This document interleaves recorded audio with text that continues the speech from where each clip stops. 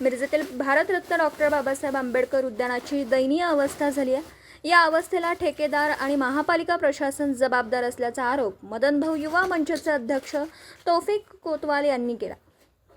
त्यांनी आज भारतरत्न डॉक्टर बाबासाहेब आंबेडकर उद्यानाची पाहणी केली।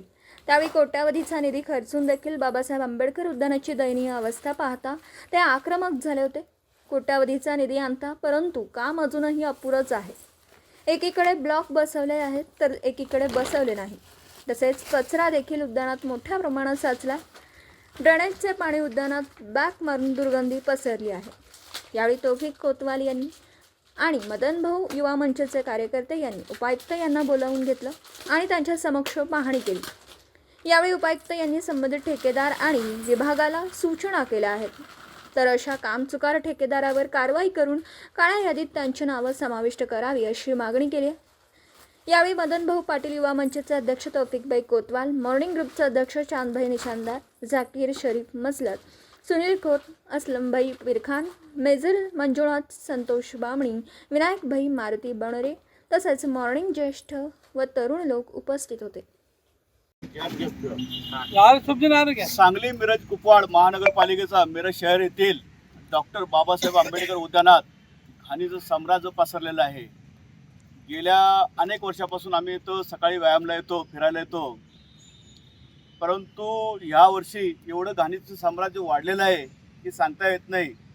ह्या घाणीचं साम्राज्य बघायला आम्ही अनेक वेळाला आयुक्तांना उपायुक्तांना विनंती केली, तरी पण त्या विनंतीला त्याने मान दिला नाही आणि गार्डनमध्ये येऊन महापालिकेच्या ह्या उद्यानात येऊन पाहणीसुद्धा केलेली नाही। तरी आमच्या मॉर्निंग ग्रुपतर्फे त्यांना कळकळीची नम्र विनंती आहे की त्यांनी ह्या महापालिकेच्या बाबासाहेब आंबेडकर उद्यानात येऊन पाहणी करावी आणि योग्य ती कारवाई करावी। ऑक्टोबर रोजी डॉक्टर बाबासाहेब आंबेडकर उद्यानाला मी भेट दिली। यामध्ये काही समस्या होत्या, नागरिकांच्या तक्रारी होत्या, त्याची पाहणी केली। त्यामध्ये मेजॉरिटी लेवलला ड्रेनेजचा विषय होता, त्याचबरोबर काही जे मिरजकर साहेबांच्याकडचं PWDकडचं ट्रॅकचा विषय होता, जे की काम अजून झालेलं नाही, त्या संबंधित विभागाला ते सांगितलं जाईल। त्याचबरोबर पिण्याच्या पाण्याचा विषय होता, तो सुद्धा सॉल्व्ह केला जाईल। थोडासा कचरा बऱ्यापैकी आहे, तो सुद्धा स्वच्छता निरीक्षकांना सांगून त्या पद्धतीने केलं जाईल।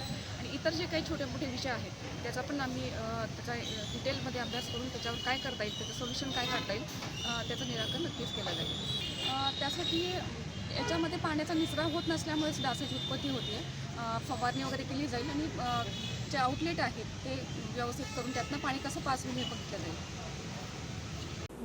दिवसभरातील घडामोडींचा आढावा घेण्यासाठी पाहत रहा N24 मराठी न्यूज चॅनल।